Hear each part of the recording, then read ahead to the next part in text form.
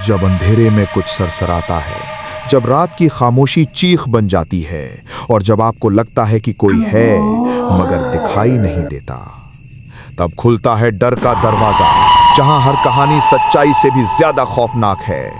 आप सुन रहे हैं डरनामा, एक ऐसी जगह जहां हर कहानी करेगी आपके रोंगटे खड़े।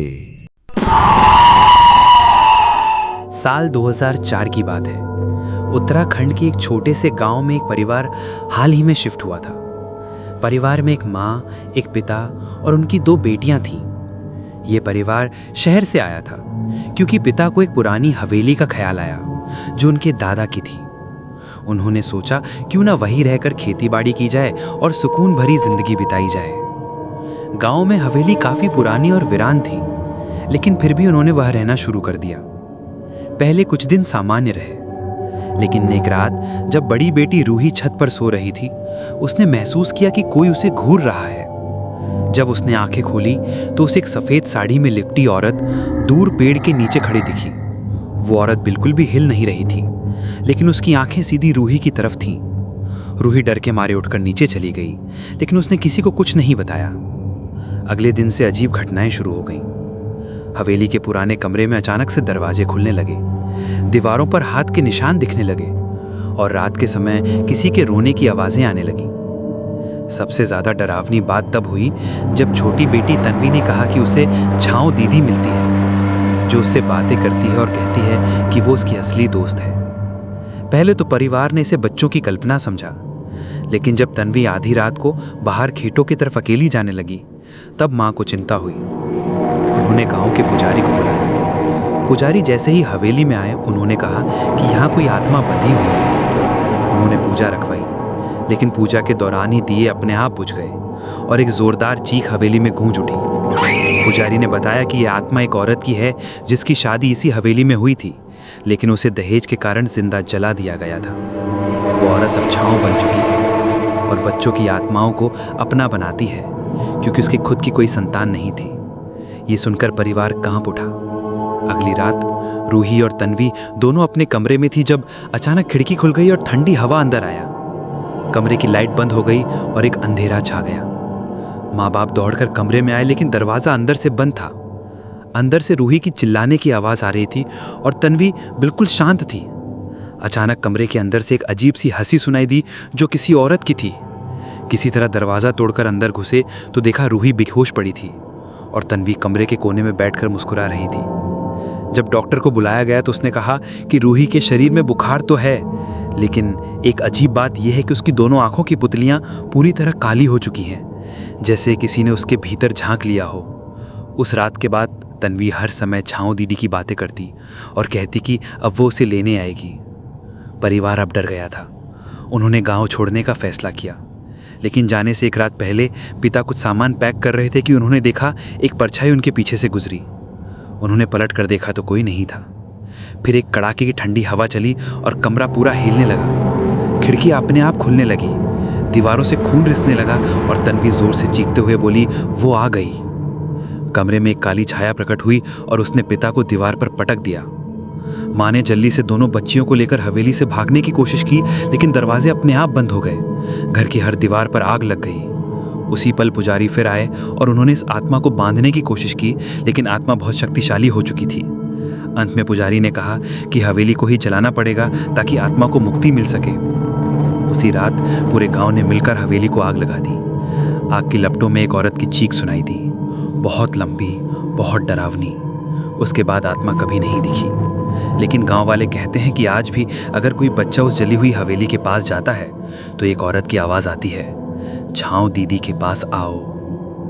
इस घटना के बाद वो परिवार शहर लौट गया और तन्वी फिर कभी छाँव दीदी का नाम नहीं लिया, लेकिन रात को जब वो नींद में होती थी तो मुस्कुराते हुए कुछ बुदबुदाती थी, अब हम हमेशा साथ रहेंगे। रूही को होश आने के बाद वो कई दिनों तक किसी से बात नहीं करती थी। उसकी आंखों में डर स्थायी हो चुका था। डॉक्टरों ने कहा कि मानसिक आघात के कारण वो सदमे में है। तन्वी हालांकि सामान्य दिख रही थी, लेकिन उसकी आंखों में अब मासूमियत नहीं रही थी। उसकी बातें, उसका चेहरा और उसका हाव भाव किसी और की मौजूदगी का संकेत दे रहा था। एक दिन जब माँ पूजा कर रही थी तो तन्वी अचानक जोर से चिल्लाई, वो मत करो, दीदी को गुस्सा आ जाएगा। ये सुनकर माँ को यकीन हो गया कि छाँव की आत्मा अब तन्वी के भीतर घर कर चुकी है। उसी रात पिता ने गांव छोड़ने का फैसला किया, लेकिन गांव वालों ने मना किया। उन्होंने बताया कि अगर आत्मा को शांत किए बिना ये परिवार गया तो छाँव बाकी गांव वालों को नहीं छोड़ेगी। मजबूरी में परिवार रुक गया। अगले कुछ दिनों में हवेली के आसपास जानवरों की अजीब मौतें होने लगीं। कुत्ते भौंकते भौंकते मर जाते, गायें दूध देना बंद कर देती और रात को हवेली से रोने और चीखने की आवाज़ें आती। गांव के एक पुराने बुजुर्ग ने बताया कि ये सब कुछ 40 साल पहले भी हुआ था, जब छाँव को मारा गया था। तब भी गांव में कई बच्चे गायब हुए थे। तभी एक रात हवेली में मौजूद सभी आईनों में एक ही चेहरा दिखने लगा। वही औरत, जली हुई साड़ी में, बाल बिखरे हुए और आंखें खून सी लाल। और इन आईनों में से एक आईना फूट गया और उसमें से धुआं निकलकर तन्वी की ओर बढ़ा। उस दिन के बाद तन्वी की आवाज़ बदल गई। अब वो एक बच्चे की नहीं बल्कि किसी बूढ़ी औरत की तरह बात करती थी।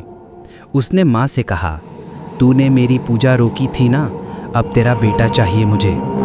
ये सुनते ही माँ रोने लगी, क्योंकि उसे पता था कि उसका तीसरा बच्चा कुछ साल पहले गर्भ में ही मर गया था, लेकिन अब छाँव उसे भी पाना चाहती थी। अगले दिन रूही की हालत और बिगड़ गई। वो नींद में चलने लगी थी। एक रात उसने खुद को हवेली की छत से फेंकने की कोशिश की, लेकिन समय रहते पिता ने उसे पकड़ लिया। गांव के पुजारी ने तब एक खास तांत्रिक को बुलाया। तांत्रिक ने हवेली के चारों ओर राख की रेखा खींच दी और चेतावनी दी कि कोई भी इसे पार न करे। उस रात तांत्रिक ने एक विशेष साधना शुरू की, जिसमें वो छाँव की आत्मा को बुलाना चाहता था ताकि उसे बातचीत कर सके। जैसे ही वो मंत्र पढ़ रहा था, हवेली हिलने लगी, दीवारों पर दरारें आने लगीं और छत से धूल गिरने लगी। तभी तांत्रिक की आंखों के सामने छाँव प्रकट हुई। उसकी आवाज़ में दर्द, क्रोध और बदला था। उसने कहा, मुझे इंसाफ चाहिए। मैं तब तक नहीं जाऊंगी जब तक वो आदमी नहीं मिलेगा जिसने मुझे जलाया था। सब चौंक गए। अब सवाल था, वो आदमी कौन था? जांच पर पता चला कि गांव का ही एक बुजुर्ग जो बहुत बीमार था, वही हवेली का पुराना मालिक था और उसी ने छाँव को दहेज की खातिर जिंदा जला दिया था। जब उस बुजुर्ग से पूछा गया तो उसने कांपते हुए सब कुछ कबूल कर लिया और कहा कि उसने गलती की थी, लेकिन अब बहुत देर हो चुकी है।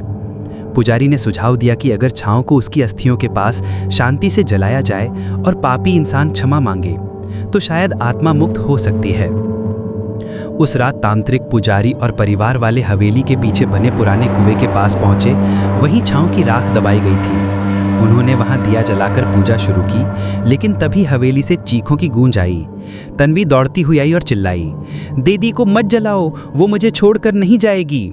लेकिन तांत्रिक ने मंत्र पढ़ते हुए राख को अग्नि में समर्पित किया और उस बुजुर्ग ने घुटनों पर बैठकर छाँव से क्षमा मांगी। एक पल के लिए हवा ठहर सी गई और अचानक जोर की आंधी चली। हर दिशा में धूल और राख फैल गई और फिर एक शांत सी लहर हवेली के ऊपर छा गई। कुछ देर बाद सब शांत हो गया। तन्वी बेहोश हो चुकी थी। जब उसे होश आया तो उसकी आंखें फिर से मासूम थीं। वो बोली, मम्मी, छाँव दीदी चली गई क्या? सबकी आंखों में आंसू थे। रूही धीरे धीरे ठीक होने लगी। हवेली में फिर कभी कोई आवाज़ नहीं आई। गांव फिर से सामान्य हो गया।